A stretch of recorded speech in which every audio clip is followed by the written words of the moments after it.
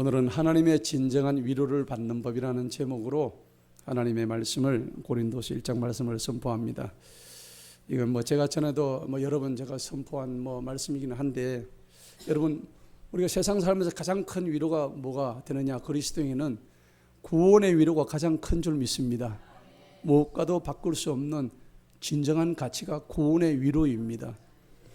오늘 우리가 본문을 보게 되면 바울이 고린도 교회를 떠난 후에 고린도 교회 안에 많은 문제가 터지게 됩니다. 골맞던 문제가 막 터지는 거예요. 아니, 주님의 핏값으로 세워진 이 교회 내에서 한마음 한뜻이 안 되고 서로 분쟁이 생기고, 그리고 성도마다 각자의 자기 길을 달려가는데, 그런 현상들이 일어나는 사실을 보게 될 때 이게 2000년 전 고린도 교회의 문제만이 아니라 오늘날 우리 현대 교회의 모습을 그대로 보여주고 있는 거예요. 아마 그 중에는 우리 교회도 예외가 아닐 것입니다. 라우디게아 교회처럼 하나님께서 촛대를 옮기시는 교회가 어떻게 되느냐? 결국은 성령의 불을 끄게 한 대가를 그 교회의 모든 사람들이 다 받게 되어요. 예. 그러니까 그 말씀은 무슨 말씀이냐? 교회의 부흥은 모두에게 책임이 있다는 겁니다. 오늘 우리 교회의 부흥이 되고 안 되고는 우리 모두의 책임인 것입니다. 여러분, 목사님이 잘 안 하니까 안 되죠. 그거 아닙니다. 우리 모두에게 책임이 있다는 것을 성경이 말씀해 주고 있어요. 주님의 몸인 교회가 우리가 그토록 바라던 천국의 모형입니다. 아멘? 여러분, 이 교회가 천국의 모형이라는 사실을 깨달아야 됩니다. 그런데 우리가 이 교회 안에서 천국을 누리지 못한다면 천국에 들어갈 수가 없어요. 그래서 이 교회를 하나님께서 이 지상에 주신 이유는 뭐냐? 이 지상의 교회는 완전한 교회가 아닙니다. 불완전한 교회예요. 그런데 우리가 가야 할 가장 완전한 교회는 천상의 교회입니다. 우리가 이제 첫 번째 사망을 통해서 두 번째 부활을 하게 되잖아요. 부활하게 되면은 천상에 가서 맞이하게 될 그 아름다운 하나님의 공동체가 영원한 우리의 교회가 되는 것입니다.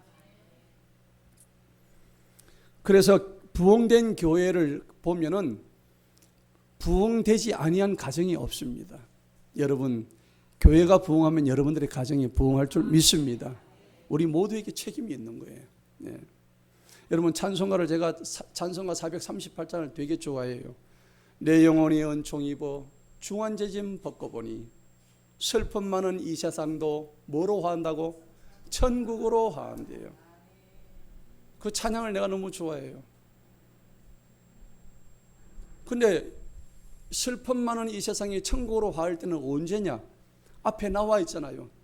내 영혼이 중환제짐 벗을 때 가능한 일이에요. 할렐루야. 예. 무거운 그 죄짐을 벗어야 천국을 누릴 수가 있는데, 안타깝게도 우리 성도님들이 그 천국을 누리지를 못하는 거예요. 어디에서요? 세상에서야 당연히 못 누리죠. 근데 이 교회 안에서도 우리가 못 누리지 못한다면 누구의 책임일까요? 바로 나 책임이에요. 그렇죠? 내 책임이죠. 누구를 원망할 게 아무것도 없어요. 아직도 우리가 죄짐을 갖다가 머리에 잔뜩 이고 있고 어깨에 너무 무거워서 혼자서 버거워서 이렇게 하고 있는데, 우리 주님이 이 모습을 보실 때, 얘야 너 왜 그렇게 짐을 많이 지고 있느냐? 나한테 좀 맡겨볼래? 맡겨봐. 근데 맡길 수가 없어요. 이렇게 죄짐을 지고 살아가는 우리의 모습을 주님이 보시면 그 주님의 탄식하는 마음이 얼마나 안타깝겠습니까? 그죠? 우리가 바라는 천국은 어떤 천국이냐? 이 땅에서 우리가 지금 보고 있는 온갖 더럽고 온갖 인간의 오욕칠정의 찌꺼기와 같은, 쓰레기와 같은 우리 속에 있는 분노와 미움과 거짓과 살인과 시기와 질투, 온갖 더러운 욕정과 탐욕, 이런 것들을 다 내어버리고 뭡니까?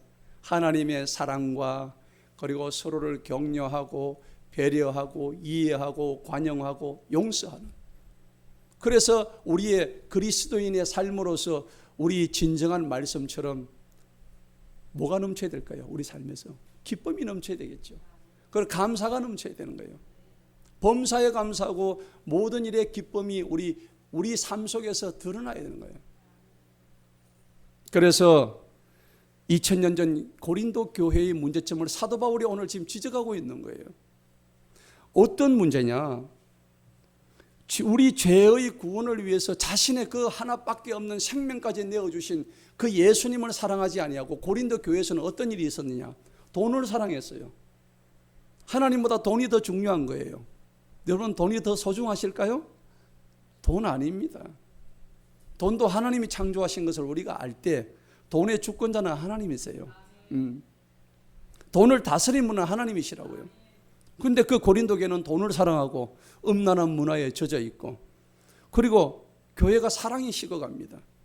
사랑이 식어가면 어떻게 될까요? 냉랭해지는 거죠. 분위기가 싸해지는 거예요. 그리고 복음보다도 자기의 주장만 막 앞세우는 거예요. 그죠? 자기 주장만 난무하죠. 이 고린도 교회가 이런 교회였어요. 그리고 거짓말이 난무하고요. 우리 골로새서 3장에 있는 말씀처럼 악한 정욕들이 판을 치고, 그리고 서로가 헐뜯고, 교회 내에서, 고린도 교회 내에서 분파가 막 생겨요. 파당을 지어요. 이파 저파 양파 대파, 무슨 파가 그렇게 많은지, 쪽파. 그렇게 이렇게 사분오열된 이 교회, 고린도 교회 소식을 들으니까 사도 바울이 마음이 찢어지는 거야. 너무 안타까운 거야. 그래서 편지를 써서 보냈던 게 뭐예요? 고린도 전후수라고요. 그게 고린도 전후수의 내용이에요. 너무 안타까운 마음에서 보냈던 내용이 그거예요. 여러분, 그러면 고린도 교회나 2000년이 지난 지금 교회는 뭐가 달라졌겠어요? 달라진 거 없어요. 오히려 성경은 가면 갈수록 더 악해지고 우리 인간의 악한 본성이 더 적나라하게 노출되고 있다고 성경은 그렇게 말씀하시는 거예요. 인간 본성은 가면 갈수록 세월이 흐를수록 더 악해지고 하나님을 갈수록 더 떨어지고 하나님을 대적하고 있고, 그래서 성경은 남은 자와 버림받은 자밖에 없다, 이걸 지금 말씀하고 있는 거예요. 바울은 고린도 교회 내에서 그리스도인의 정체성에 대해서 분명히 지적하고 있습니다. 너희가 그리스도인이면 그리스도인답게 살아야 되는 거예요. 맞지요? 군인은 군인답게 총을 메고 가지고 적들을 물리쳐야 되는데, 그리스도인들이 그리스도인답지 않게 마귀의 밥이 되고 사단의 종이 되어 가지고 날마다 그렇게 찌질이 생활을 하고 있는 우리 모습을 볼 때 바울이 분통이 터지는 거예요. 그래서 지금 이 편지를 쓰고 있는 게 이 고린도서란 말이에요. 바울은 그리스도인을 뭐라고 표현하냐면 하나님의 너희는 거룩한 성전이라고 표현을 했어요. 우리가 뭐라고요? 거룩한 성전이래요, 우리를. 그래서 너희는 특별히 세상과 구별된 존재라고 분명히 말씀을 하고 있는데, 바울은 그리스도인을 그리스도의 향기라고 표현을 해요. 너희는 그리스도의 대사라고 얘기해요. 너희는 그리스도의 편지라고 얘기를 하는 거예요. 여러분, 얼마나 이게 위대한 표현입니까? 우리가 그리스도인으로서 예수 그리스도를 믿는다고 하면서도 왜 이렇게 쉽게 변화되지 않을까 하면, 여러분을 한번 생각해 보셨어요? 나는 하나님을 믿고 그리스도인인데 왜 이렇게 변화가 되지 않을까? 참, 그래서 저도 곰곰이 생각을 해봤어요. 이유가 있더라고요. 우리가 발이 두 개잖아요. 한 발은 현실에 두고 한 발은 저기 그리스도에게 두고, 양발을 갈라 그러니까 가랭이가 어떻게 돼요? 찢어지는 거예요. 가랭이가 찢어지는 거예요. 참상이 생기는 거예요. 그러니까 우리가 그리스도를 믿게 되면은 우리가 그리스도인이 되어간다는 것을 우리가 신학적인 용어로 성화된다고 그래요. 성화. 그렇죠? 거룩하게 된다는 과정입니다. 그러면 성화 과정에서 아직도 남아있는 우리 육에 못된 성질들이 다 있죠. 맞지요? 없는 분 손 들어보세요. 다 있네요. 우리 육을 벗어나지 못한 우리의 육의 못된 성질이 다 있단 말이에요. 성경은 그것을 말씀하고 있어요. 그것을 그대로 품고 사는 우리의 일상적인 모습을 보면 때로는 절망스러워요. 우리가 이것밖에 안 되구나. 저도 목사지만은 참 힘들어요. 저도 저 자신한테 한 번씩 내가 내 속에 내 모습을 보면 힘들어요. 이게 목사가 맞나? 내가 독사인가? 목사인가? 진짜.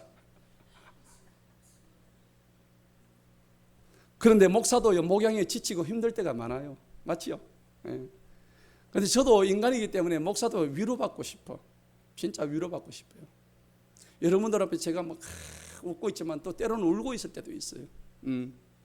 그 여러분들 그 이해해 주셔야 돼요.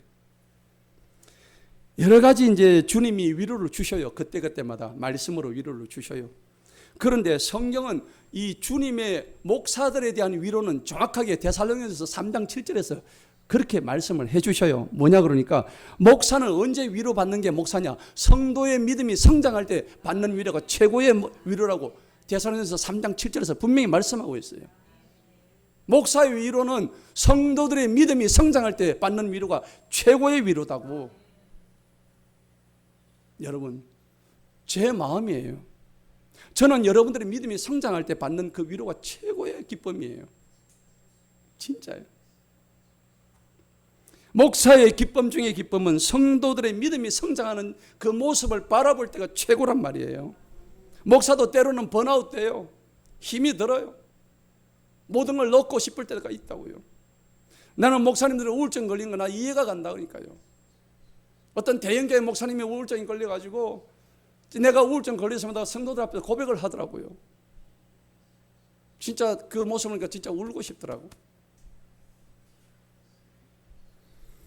여러분, 위로란 말이 히브리어로 뭐라고 되어 있냐면 파라칼레오 이런 말이 되어 있어요. 파라칼레오. 따라합시다. 파라칼레오. 이 말이 무슨 말씀이냐? 그 원어의 뜻을 보면 곁으로 부른다 하는 거예요. 누구 곁으로요? 주님 곁으로 부른다는 겁니다.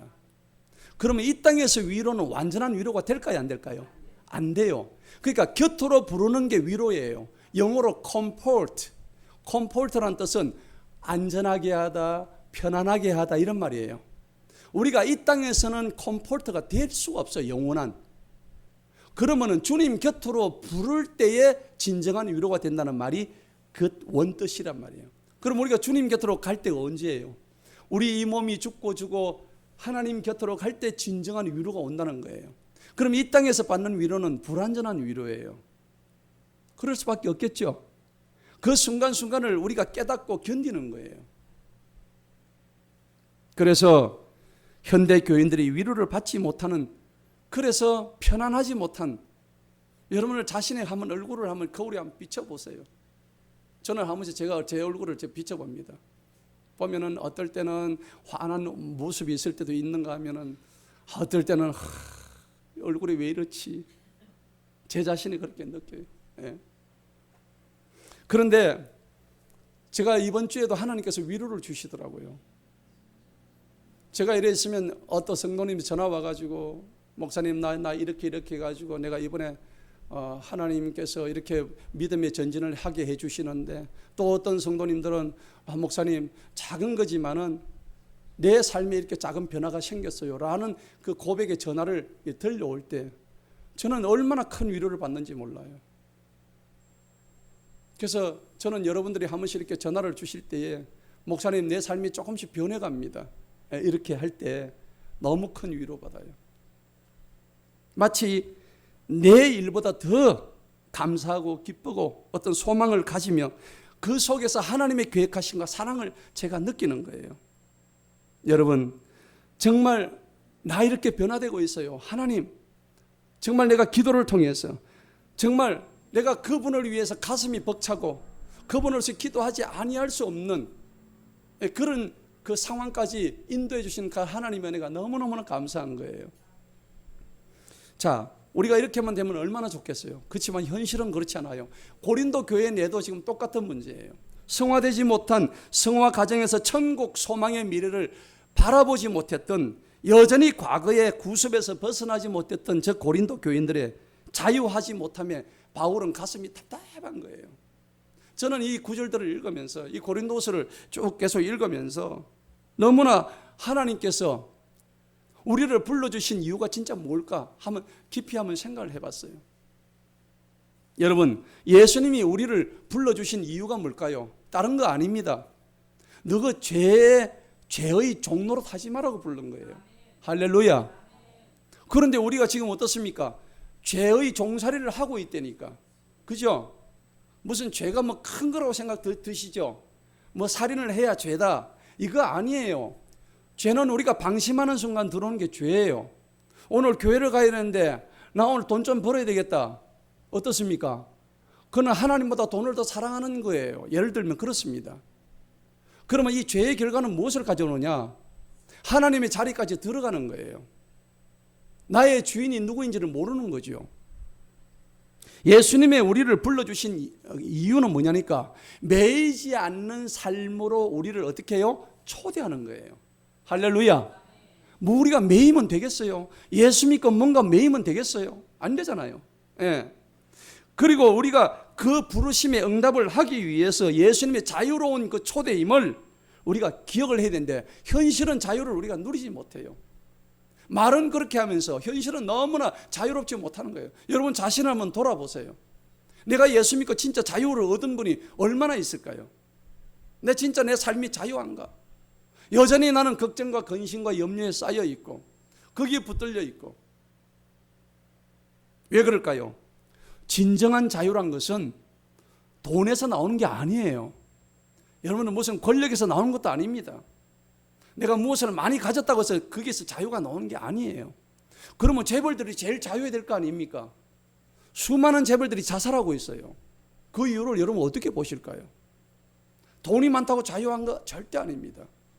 자유는 어디서 나오느냐? 진리에서 나옵니다. 할렐루야.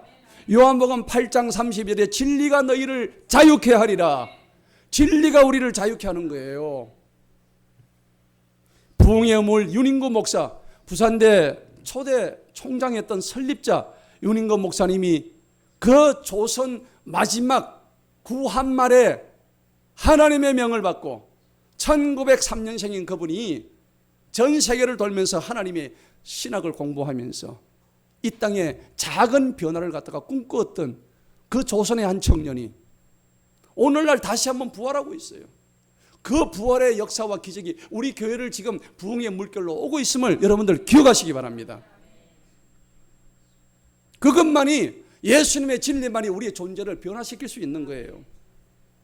여러분, 우리가 뭔가 예수 믿으면서 변화를 이루기는 있는 것 같은데 이게 완전한 변화가 될 수 없어. 왜 그럴까요? 우리의 옛 모습이 남아있으니까 그래요. 옛 모습을 어떻게 해요? 톡 찔러보면 어떻게 해요? 우리 옛 모습이 금방 드러나요. 맞죠? 금방 드러날 수밖에 없어. 이게 우리의 한계예요. 우리의 본 모습이에요. 그래서 우리의 진정한 변화는 겉모습의 변화가 아닙니다. 우리 겉모습을 얼마나 잘 꾸미고 하는 그게 아니고 우리의 속사람이 변화되는 거죠. 속사람이 변화되는 것을 우리가 뭐라고 얘기하니까 존재의 변화라고 그래요. 따라합시다. 존재의 변화. 존재가 변해야 되는 거예요.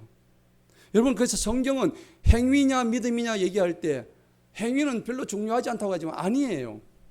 믿음이 제대로 된 사람, 존재의 변화가 정확하게 된 사람은 행위는 저절로 믿음의 행위가 나오는 거예요.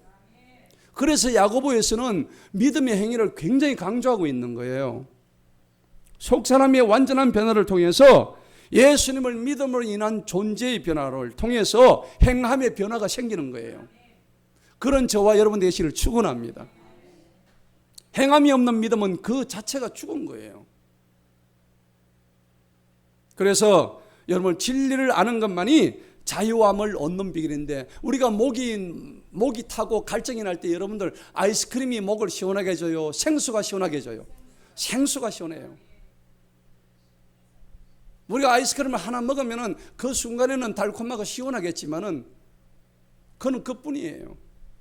영원하신 생수 대신 하나님의 말씀이 우리 속에 들어갈 때에 영원토록 너희가 목마르지 아니하리라고 성경이 말씀하고 있는 거예요. 탐욕으로 얼룩진 우리의 그리스도인의 삶의 상처를 한번 보세요. 여러분, 넘어져가지고 딱지가 안 잡으면 어떻게 돼요? 얼마나 이게 상처가 생기는지. 여러분, 상처가 생기면 딱지가 생기죠. 딱지가 왜 생길까요? 딱지가 생겨야 돼요. 딱지가 안 생기면 그 딱지 안 생긴 사이로 뭐가 들어와요? 균이 들어오죠. 죽어요. 딱지가 생겨야 되는 거예요. 근데 온 몸에 상처투성이야. 딱지투성이야. 딱지가 생겨가지고 새살이 자라면 딱지가 또 떨어져. 또 새로운 상처가 생겨. 온 몸에 상처투성이야. 우리 삶이. 여러분, 이 상처는 뭐냐? 딱지는 뭐냐? 자기를 방어하려는 자기 방어 기제입니다.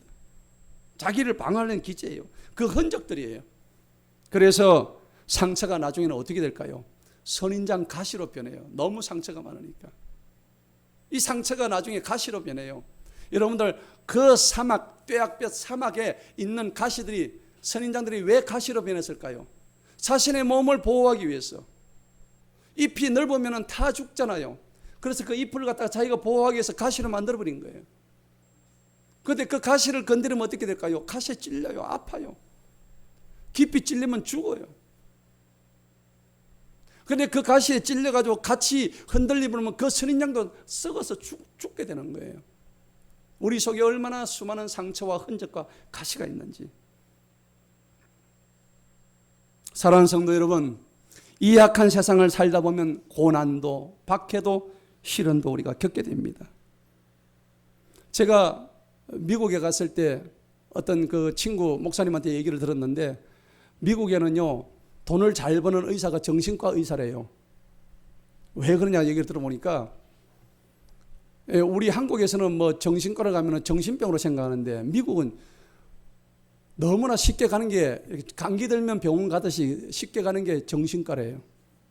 왜 그러냐니까, 미국 사회라는 이 사회는 내가 무슨 얘기를 하려면 이 들어줄 사람이 없대요. 왜냐하면 개인주의 사회이기 때문에. 그런데 내가 돈을 내고 정신과 의사한테 가면 정신과 의사는 내 얘기를 뭐 처음부터 끝까지 다 들어주는 거예요. 내가 속이 얼마나 후련하겠어요. 그러니까 정신과 의사는 나의 친구야, 친구. 그래서 정신과 의사가 그렇게 장사가 잘 된대요. 근데 나중에 들어보니까 정신과 의사가 너무 많이 들었는데 자기가 정신병이 들어가지고 자기 정신이 돌 정도래요. 예. 너무 많은 얘기를 들으니까 이게 정제가 안 되니까. 여러분, 그들은 자신의 이야기를 들어줄 누군가가 필요한 거죠. 우리 그리스도인도 내가 힘들고 지치고 어려울 때 내 얘기를 들어줄 친구가 필요한 거예요. 죄악의 세상을 사는 이 나그네 세상, 사실은 우리가 이 땅이 이방 땅이에요. 우리가 영원히 거할 땅이 아니라고요. 우리는 타향살이에요, 사실은. 여러분, 자신의 이야기를 들어주고 그런 위로의 말을 해줄 수 있는 여러분에게 위로자가 있으십니까? 진정 그런 위로자를 찾고 계십니까? 그리스도인이 세상 사는 게 너무 힘들어요. 힘들죠? 성경은요, 그리스도인이 세상을 살아간다는 것이 쉽다고 말씀한 적이 한 번도 없어요. 너희가 세상을 사는 것이 쉽다고 얘기한 적이 없다고요. 오히려 너희가 이 세상을 살아가는 동안에 경건을 유지하기 위해서는 오히려 박해받는다고, 경건과 박해는 뗄래야 뗄 수 없는 관계라고 성경은 오히려 그렇게 말씀하고 계시는 거예요. 디모데후서 3장 12절에 실로 그리스도 예수 안에서 경건하게 살고자 하는 모든 자는 박해를 받을 것이다. 성경은 그렇게 말씀하고 계세요. 고린도서 4장 17절에 이는 우리가 잠시 받는 가벼운 환난이라고 표현이 되어 있다고.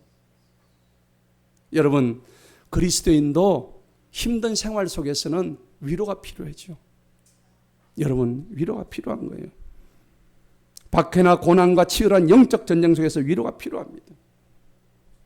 그런데 우리가 이 위로 속에서 예수님을 따라간다는 게 무엇을 의미할까요? 잘 생각해 보셔야 돼요. 여러분, 예수님 따라가는 게 뭘까요? 자, 무엇을 내가 예수님을 따라가려고 하면 내 것을 내려놔야 되겠죠. 내가 예수님을, 베드로와 어부들이 자기 것을 내려놔야 예수님을 따라갔잖아요. 선행 절차가 뭐예요? 내 것을 내려놓을 때 따라갈 수 있는 거예요. 내 것 다 지고 내 것 다 들고 보따리 다 들고 이렇게 가는 사람은 예수님을 못 따라가요. 오늘 저와 여러분들은 내가 지금 과연 지고 있는 게 무엇인가를 다시 한번 자신을 돌아봐야 돼요. 무엇을 그렇게 내려놓는다는 게 그렇게 쉬운 일이 아니더라고요. 해보니까. 그렇죠? 여러분, 지금 짐이 많이 무거우시죠? 내려놓으시기 바랍니다. 그래서 우리가 포기한다는 것은 내가 할 수 없다고 멈추는 거예요. 포기한다는 것은. 이것은 포기하고 나면 아쉬움이 있어요, 없어요? 아쉬움 많죠? 그런데 포기하고 다른 게 내려놓는 거예요. 내려놓는 거. 내려놓는다는 것은 무슨 말이냐면 내가 할 수 있지만은 내가 하지 않기로 결단하면서 내가 그 일을 멈추는 거예요. 할렐루야. 그러니까 포기하는, 내려놓는 거는 완전히 개념이 다르다는 얘기예요. 그리스도인은 자신의 일을 내려놓는 거예요. 내가 할 수 있는데 이 일을 안 하는 거예요. 내가 오늘 저녁에 좋은 데 가고 싶지만은 그리스도를 위해서 그 일을 안 하는 것이 내려놓는 일이에요. 이것을 하는 자가 결단코 하나님을 기쁘게 할 수 있는 자들입니다. 우리가 착각하는 게 뭘까요? 지금 비록 우리가 어려운 삶을 하고 있지만 언젠가는 우리는 주님을 맞이할 그 영접의 최종적인 순간을 기대하고 고대하고 있는 거예요. 그건 언제 결정될까요? 마지막에 결정되는 거예요. 마지막. 그런데 오늘 이 순간에 나에게 마지막이 될 수 있죠. 오늘 이 순간에 나한테 마지막이 되는데 오늘을 뭐처럼 살아야 돼요? 마지막처럼 살아야 되는 거예요. 할렐루야. 마지막 순간은 그러면 언제 결정되느냐 하면은 지금 내가 마지막처럼 차곡차곡 쌓아갈 때 그게 진정한 마지막이 될 수 있는 거예요. 마지막이 따로 있는 게 아니에요. 지금 내 모습이 마지막처럼 살아가는 그 마음이 될 때 그게 진정한 마지막이 되는 거예요. 할렐루야. 그래서 인생의 아름다운 마무리는 내가 나이가 많아서 100살이 되어서 마무리할게 아닙니다. 여러분 지금부터 인생의 마무리 준비하셔야 돼요. 오늘이 나의 마지막 날이 될 수 있는 거예요. 예수님이 우리를 부르실 때 여러분 그 부르심에 응답해야 돼요. 응답할 때 가장 필요한 게 뭘까요? 우리의 믿음입니다. 할렐루야. 믿음을 가질 때 그 부르심에 응답할 수 있는 거예요. 믿음이 뭡니까?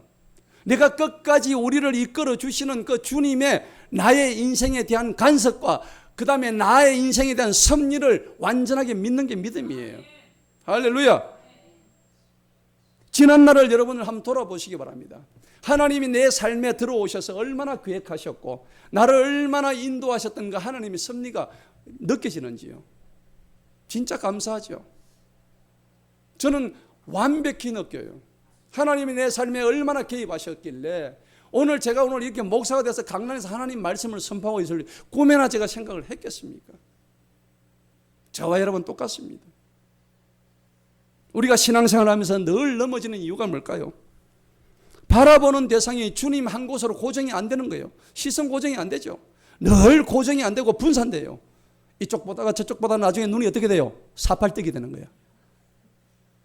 얼마나 눈이 그냥 가재미 눈처럼 왔다 갔다 하는지.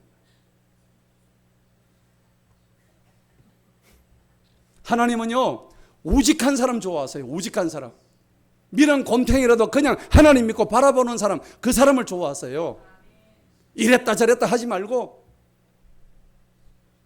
변함없이 하나님을 바라보는 그 사람을 좋아하시는 거예요. 어차피 여러분 생각해 보세요. 교회는 불완전한 사람 다 모이잖아요. 저는요 제가 목사가 아니라면 저 사람 보면 나 교회 못 다니겠어요. 솔직히. 우리끼리 하면 저 인간 보면 난 교회 못 다녀. 그죠? 인지상정 아닌가요? 나 저 장로 보면 난 교회 못 다녀. 그렇지만요 성경은 절대 그런 말씀하지 않습니다. 죄가 넘치고 죄악이 넘치는 것이 하나님의 교회라 그랬어요. 교회는 누가냐? 의인이 오는 것이 죄인이 오는 것이에요.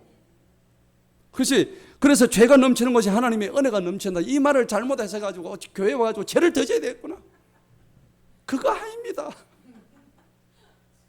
이 말씀은 무슨 말씀이냐면은 죄를 더 지으면 지을수록 하나님 은혜가 넘쳐나는 뜻이 아니라 사람이 죄를 많이 짓고 자신의 죄를 스스로 고백할 때에 그 죄를 많이 고백할수록 하나님의 은혜가 넘친다는 뜻입니다. 여러분들이 여기서 해야 될 일이 뭘까요? 하나님 나는 죄인입니다. 내가 죄를 많이 지었습니다. 나 회개합니다. 용서해 주옵소서. 그것을 하라는 거지. 나는 제 인간 보고는 나 이 교회에 나올 수 없습니다. 아닙니다. 여러분 교회에 왜 나왔을까요? 교회 나가지고 아무 생각 없이 찬송가나 부르고 목사하는 설교 말씀이나 듣고 그냥 집에 가면 한 주 동안 뭐 해요? 뭐하러 다니십니까? 하나님의 말씀으로부터는 위로받게 하는 건 아닌가요? 그런데 여러분 하나님을 바라지 왜 사람을 쳐다보십니까? 하나님으로부터 받은 위로를 오늘 성경은 사람들에게 위로를 베푸는 존재라고. 우리는 위로를 하나님으로부터 받았으면 그 받은 위로를 누구한테 베풀어야 돼요? 사람들에게 베풀어야 되는 거예요. 할렐루야. 끊임없이 우리는 위로만 갈구하는 그런 존재가 되어서는 안 되는 거예요. 사랑하는 성도 여러분, 진정한 위로가 필요하십니까? 아멘? 주님은 말씀하십니다. 수고하고 무거운 짐진 자들아 다 내게로 내가 너희를 편하게 쉬게 해주리라. 그런데 정작 위로받을 곳이 없는 거예요. 교회 와도 위로받을 곳이 없고 세상 나가면 더 그렇고. 그래서 어떤 그리스도인은 위로를 받으려고 저녁에 교회 나누고 술집으로 해가지고 술로 위로를 받습니다. 또 어떤 분은 육체의 위로를 받기 위해서 음란한 곳으로 밤이면 밤마다 헤매고 다닙니다. 또 어떤 사람은 말로 위로받기 위해서 말쟁이들하고 어울려가지고 남의 말로 위로를 받으려고 하는데 성경은 절대 그런 말씀 하지 않습니다. 진정한 위로는 오직 변함없는 하나님의 사랑과 그 하나님의 위로밖에 없다는 것을 믿으시기 바랍니다. 여러분, 오늘 우리 본문을 한번 보시기 바랍니다. 본문을 보면은 우리 분명히 말씀하십니다.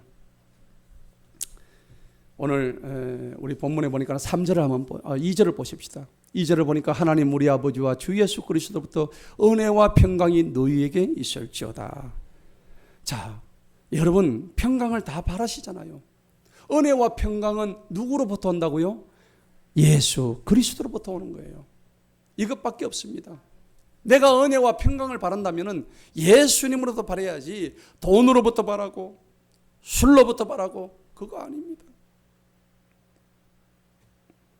오늘 우리가 읽었던 이 고린도서 1장에는 이 짧은 구절 안에 위로란 말이 9번 나와요. 위로란 단어가 이렇게 많이 나옵니다. 제가 오늘 설교의 제목을 하나님의 진정한 위로를 받는 법이라고 제가 적었는데 전혀 설교 제목 잡는 어려움이 없었어요. 여러분들은 이미 눈치챘겠지만은 그리스도인들을 위로해 주실 수 있는 분은 오직 우리 예수 그리스도밖에 없다는 것을 인정하시기 바랍니다. 그러면 오늘 설교의 결론은 끝이 난 거예요. 위로의 하나님께서 그리스도인들을 위로한다는 것입니다. 3절을 보시기 바랍니다. 다 같이 한번 읽어봅니다. 시작. 복되신 하나님 곧 우리 주 예수 그리스도의 아버지시요 긍휼의 아버지시요 모든 위로의 하나님이시다. 할렐루야. 우리 하나님은 위로의 하나님이십니다. 여러분, 그 어떤 사람도 어떤 상황이나 여건도 그리스도인들을 위로해 줄 수가 없어요. 사람에게 위로받으려고 생각하지 마세요. 착각입니다. 왜 그럴까요? 사람은요, 아침에 이랬다가 저녁에 오랬다가 그 다음날 오랬다가 빈대떡 뒤집는 거 아시죠? 너무 뒤집어가다 나중에 어떻게 돼요? 새까맣게 타버려요. 결국 그 빈대떡 먹지를 못해요. 너무나 조변석계 조삼모사 얼마나 변하는 게 인간인지. 화장실 갈 때 마음 올 때 마음 달라요. 어떤 사람으로부터 우리는 위로를 받을 수가 없습니다. 왜냐하면 하나님이 아닌 인간이 주는 위로는 거짓과 위선밖에 없기 때문입니다. 그렇기 때문에 그리스도인이 위로를 받기 위해서는 오늘 3절에 나와 있는 것처럼 무슨 하나님이십니까? 위로의 하나님이시죠? 할렐루야. 하나님은 위로하시는 하나님이에요. 그분께로 나아가시기를 바랍니다. 그런데 성경에 보면 사람의 위로를 받다가 실패한 경우가 많이 있습니다.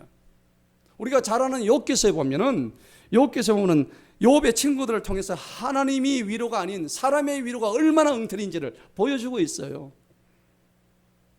욥기서 2장 11절에 그들이 서로 약속을 하고 욥과 함께 슬퍼하고 그를 위로하러 왔더라. 그 세 사람의 친구가 왔는데 겉으로는 위로하는 척하면서 온갖 잣대를 들이대가지고 욥을 까죠.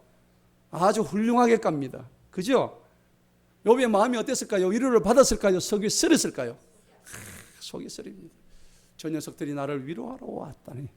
알고 보니까 나를 아주 까기 위해서 왔구나. 물론 처음부터 욥의 마음에 상처 주려고 온 게 아니었어요. 진정으로 친구한테 위로하려고 왔지요. 욥에게 없는 그 죄악을 찾아내려고 온 게 아니었습니다. 그런데 얘기를 하다 보니까는 어떻게 해요? 결국 그들의 위로는 욥을 향한 공격으로 들어갔습니다. 결론적으로는 저들이 하나님의 진노의 대상이 되어버리고 말았다는 사실입니다. 근데 나중에 이제 욥기서 42장 마지막에 가면 저들이 하나님께 번제물을 드리고 너희가 회개하라 그러니까 욥의 세 친구가 번제물을 드리면서 하나님께 회개를 했습니다. 하나님이 용서해 주시는 장면이 나오잖아요. 왜 욥의 친구들이 위로해 주려다가 실패했을까요? 자, 욥의 상황을 이유가 있습니다. 욥의 상황을 영적인 시각으로 보지 않았기 때문입니다. 그저 육적인 상황으로만 쳐다보았기 때문에, 육적으로만 보았기 때문에 이런 상황을 이해할 수가 없었다는 얘기입니다. 오히려 욥에게 위로를 주지 못하고 욥에게 지금 남아있는 상처를 갉아내고 끄집어내고 상처 위에다 소금을 뿌리고 얼마나 아프게 했는지. 자, 우리가 이런 대목에서 그리스도인들은 영적인 시각을 가져야 됩니다. 밖으로 드러나는 현상만 가지고 우리가 판단해서는 안 되는 거예요. 남을 쉽게 판단하고 정죄해서는 안 되는 것입니다. 그렇게 될 때 위로가 아니고 아픔만을 가중시키게 되는 정말 참담한 결과가 생기는 거예요. 이처럼 사람의 위로는 신뢰할 수가 없습니다. 우리가 신앙 상담을 많이 하죠. 자, 담임 목사한테 전화를 해서 우리가 신앙 상담하지만은 사람의 말로 들으시면 안 됩니다. 하나님의 위로를 받으셔야 됩니다. 그래서 예수 그리스도를 최우선으로 두지 아니하는 상담자에게는 상담하지 마시기 바랍니다. 네. 인간적인 생각으로 상담을 할 것 같으면 상담 받지도 마시고 또 상담했어도 안 됩니다. 왜냐하면 사탄은요, 교묘하게 하나님의 가장을 해서, 하나님의 모습을 가장해서 지가 주인이 돼가지고 인간의 모습을 가지고 하나님의 자리를 대신한 것이 사단입니다. 그런데 그 사단의 속임수를 이길 수 있는 방법은 오직 주 예수 그리스도의 능력밖에 없습니다. 할렐루야. 그래서 성경은 사람에게 신뢰를 두기보다 주님을 신뢰하는 것이 더 낫다고 성경은 말씀하고 있습니다. 우리 죄인을 위로할 수 있는 유일한 길은 오직 주 예수 그리스도밖에 없습니다. 히브리서 4장 15절에 주님은 우리의 연약함을 동정할 수 있는 그런 분이시기 때문입니다. 할렐루야. 오늘 4절을 보시겠습니다. 우리의 모든 환난에서 우리를 위로하시오. 자, 우리의 환난이 여러 가지가 있겠죠. 그런데 이 환난은 어떤 환난입니까? 모든 환난입니다. 이 환난, 저 환난, 우리가 상상할 수 있는 모든 종류의 환난을 어떻게 해주신다고요? 위로하신대요. 여러분이 어떤 환난의 지경에 있든지 하나님은 우리를 위로해 주신다는 것입니다. 그런데 인간은 육신적인 사람의 특징이 뭐냐? 영적인 문제를 육신적인 방법으로 접근해서 풀려고 하니까 거기서 무리가 생기는 것이고, 거기서 위로를 얻으려고 하니까는 점점 가면 갈수록 일이 꼬이는 거예요. 안 돼요. 영적인 그리스도인이라면은 우리에게 주어진 고난과 고통과 시련 속에 있는 그 사람을 즉시로 누구한테 끌어줘야 됩니까? 하나님에게 끌어줘야 되는 거예요. 우리를 위로하시는 성령님에게 끌어줘야 되는 거예요. 요한복음 14장 26절에 우리 성경은 위로자가 누군지 요한복음 14장 26절에 정확하게 나와 있어요. 그러나 위로자이신 성령을 아버지께서 내 이름으로 보내시리니. 할렐루야. 하나님 아버지가 누구를 위로자로 보낸다고요? 성령님을 보내신다고요. 여러분들 속에 성령님이 계시기를 축원합니다. 내 속에 계신 성령님이 나를 위로하게 만들어야 돼요. 내 속에 있는 마귀가 나를 위로하게 만들면 어떻게 될까요? 참담한 일이 생겨요. 참담한 일이.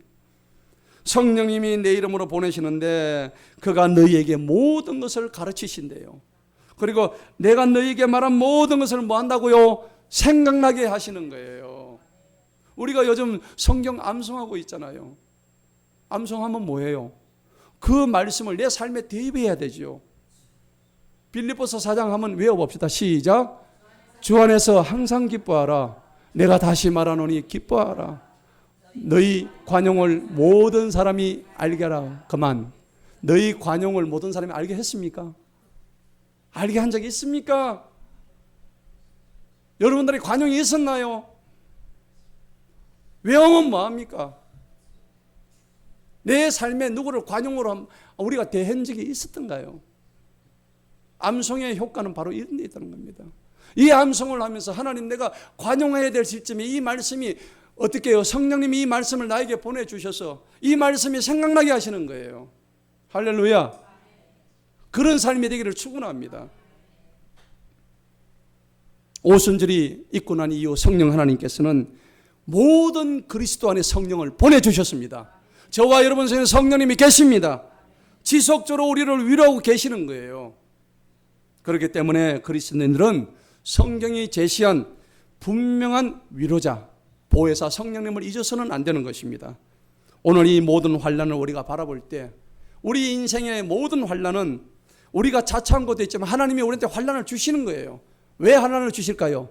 환난을 통해서 우리를 정금같이 나오게 하기 위해서, 그 고난을 통해서 우리를 하나님이 연단시키기 위해서 주시는 거예요. 여러분, 고난을 두려워하지 마세요. 그 고난에 감사하시기 바랍니다.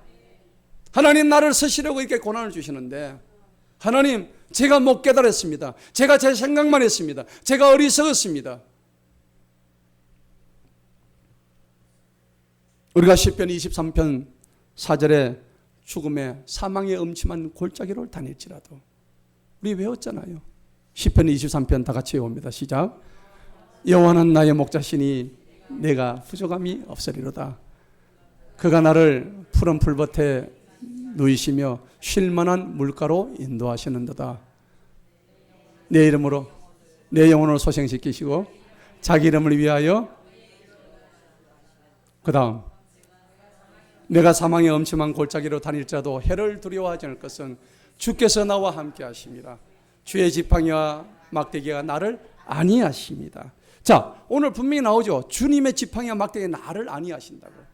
이것이 있을 때 주님이 나를 위로하시는 거예요. 오늘 4절을 보시겠습니다. 모든 환난에서 우리를 위로하시고 우리로 하여금 하나님께 받는 위로하심을 어떤 고난 속에 있는 사람도 능히 위로하게 하시는 분이시로다. 할렐루야. 고난의 목적은 위로 주시려고 고난 주시는 거예요. 따라합시다. 고난은 위로와 구원을 주시기 위함이다. 근데 고난 싫어요. 난 고난 안 받을래요. 아니에요. 달게 받으세요. 아멘? 아멘이 적네. 알아서 받으세요 그러면. 여러분, 오늘 분명히 성경 속에 어떤 고난 속에 있는 사람도 능히 위로하게 하시는 분이 우리 하나님이셔요. 5절을 읽어보겠습니다. 시작.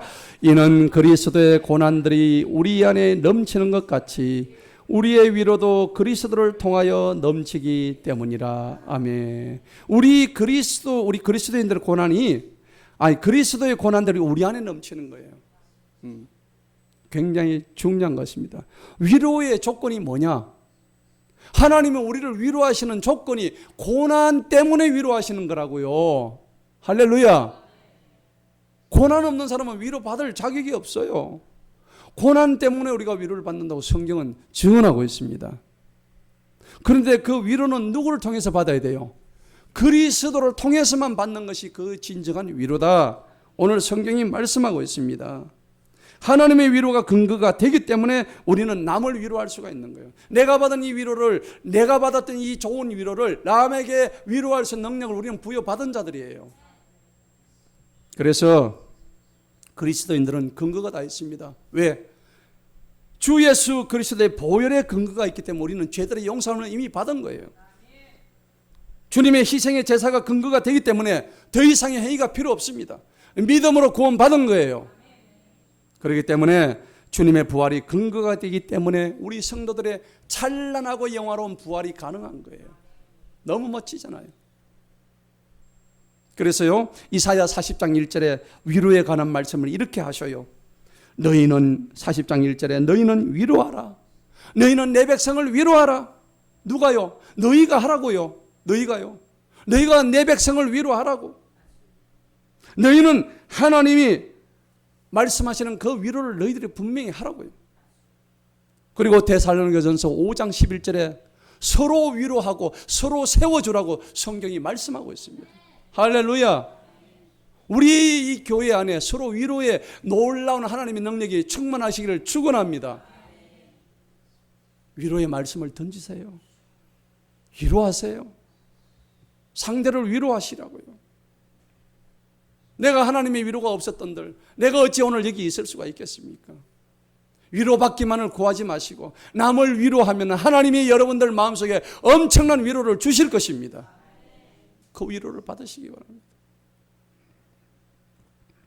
여러분, 그리스도인이 다른 그리스도인을 위로한 것은 나 자신의 어떠함 때문이 아니에요. 나 자신이 영적이기 때문에 위로하는 거 아닙니다. 오해하지 마세요. 그리스도인의 위로는 오직 하나님께로부터 위로함을 받았기 때문에 가능한 겁니다. 나의 위로가 아니에요.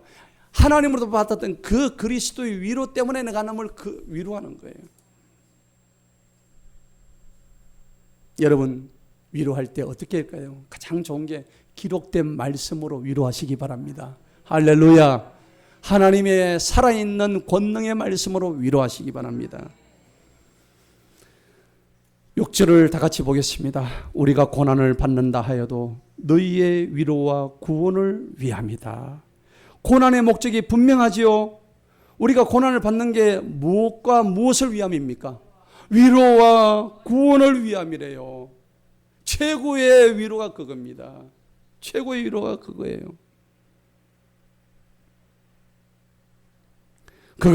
그것은 우리도 겪는 동일한 고난을 잘 견디게 해준다. 우리가 똑같은 고난을 겪을 때 하나님의 위로가 들어가면 얼마나 힘이 나는지 몰라요. 저는 우리 교회에 하나님의 말씀의 위로가 지금 넘치는 줄 믿습니다. 우리 교회에 하나님의 말씀이 지금 은혜의 강물이 돼서 넘치는 줄 믿습니다.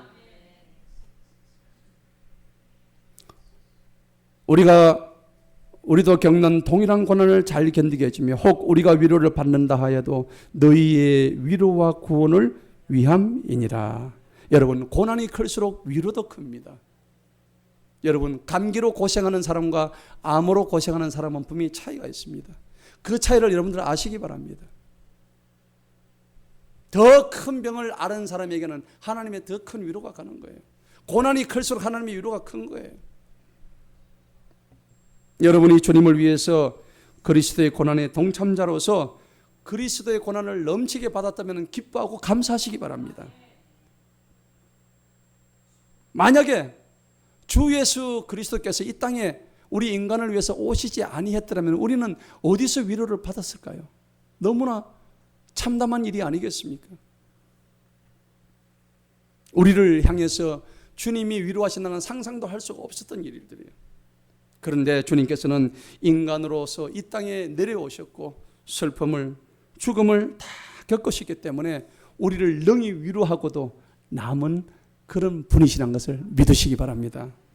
히브리서 4장 11장에 보니까 이는 우리의 대제사장은 우리의 연약함을 동정할 수 없는 분이 아니시요 모든 점에서 우리와 마찬가지로 시험을 받으셨지만 죄는 없으신 분이다.